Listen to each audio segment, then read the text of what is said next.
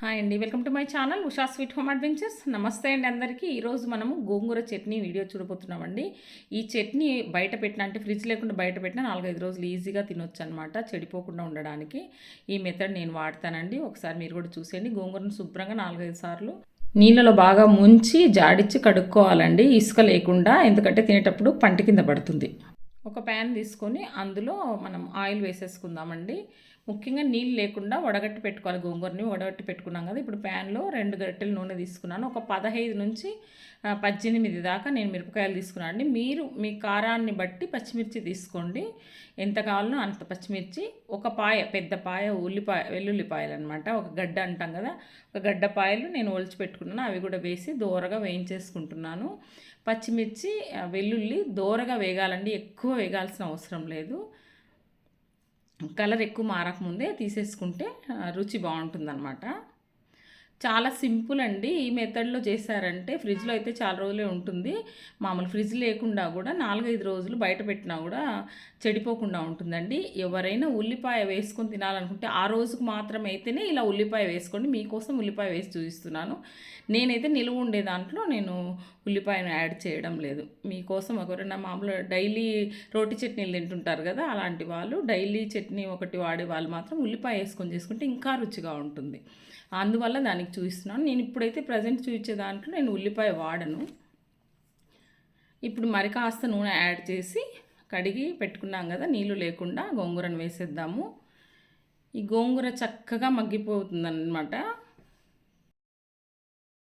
అంటే నీళ్ళు లేకుండా మనం ఉడగట్టుకున్నాం కదా, ఇంకా నీళ్ళు అవసరం లేదండి. చక్కగా నూనెలోనే చిన్న మంట మీద దగ్గరికి అయ్యే వరకు మగ్గించుకోవాలి.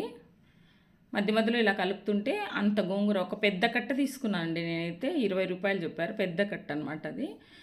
అంతగా గోంగూర తీసుకుంటే ఉడికేసరికి ఎంత అయిందో చూడండి, చాలా తక్కువ అయిపోతుంది కదా. బాగా మెత్తగా అయ్యే వరకు మనము కాడలతో సహా బాగా మెత్తబడే వరకు సిమ్లో పెట్టుకోవాలన్నమాట. మధ్య మధ్యలో కలుపుతూ గోంగూర సాఫ్ట్ అయ్యే లోపల మనం మిక్సీ జార్లో పచ్చిమిరపకాయలు, వెల్లుల్లిపాయలు వేసి గ్రైండ్ చేసుకుందామండి. దాంట్లోకి ఉప్పు, తగినంత ఉప్పు వేసుకుందాము. స్పెషల్ ఏంటంటే మెంతి పొడి, దూరగా వేయించిన మెంతుల్ని పౌడర్ చేసి ఒక డబ్బాలో పెట్టుకుంటాను నేను. అది ఒక 1/2 స్పూన్ యాడ్ చేస్తున్నాను. మనం ఎక్కువ గోంగూర చట్నీ అనుకో 1 స్పూన్ దాకా వేసుకోవచ్చు. దీనికైతే 1/2 స్పూన్ సరిపోతుందండి. ఎక్కువ వేస్తే చేదవుతుంది, మళ్ళీ 1/2 స్పూన్ సరిపోతుంది. ఇది చల్లార్చాను, కిందికి దించి ఈ గోంగూరని చల్లార్చాను. ఇప్పుడు మనము గ్రైండ్ చేసుకుందాం. ముందుగా పచ్చిమిర్చి, వెల్లుల్లి గ్రైండ్ చేశాను కదా, చూడండి ఎలా ఉందో, కచ్చపచ్చగా ఇలా గ్రైండ్ చేసుకొని ఇందులో చల్లారిన గోంగూరని యాడ్ చేస్తున్నాను. ఈ చట్నీ రూమ్లో ఉంటారు కదండి బాయ్స్, చదువుకోవడానికి వెళ్ళిన పిల్లలు, స్టూడెంట్స్కి బాగా పనిచేస్తుంది. అమ్మాయిలైనా అబ్బాయిలైనా సపరేట్గా ఉండే వాళ్ళకి ఇది 4-5 రోజులు కానీ వారం కానీ బయట పెట్టి ఒక క్లాత్ కట్టేసి మూత సైడ్గా పెట్టారనుకోండి, గాలి తగులుతూ చక్కగా చెడిపోకుండా ఉంటుందండి.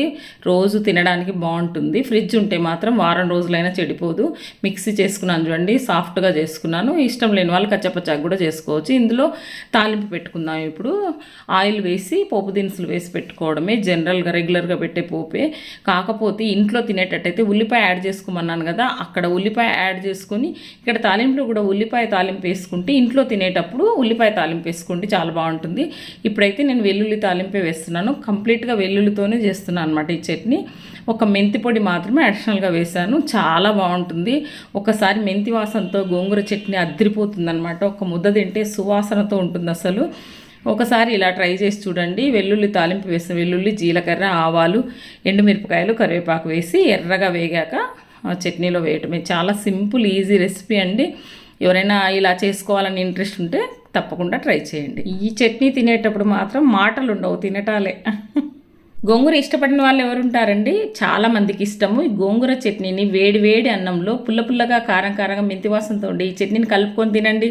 అసలు ఆహా, అద్భుతంగా ఉంటుంది. ఈ వీడియో కనుక నచ్చినట్లయితే ఖచ్చితంగా లైక్ చేయండి, షేర్ చేయండి మీ ఫ్రెండ్స్ అందరికీ. సబ్స్క్రైబ్ చేయడం మాత్రం అస్సలు మర్చిపోవద్దు. Thank you for watching.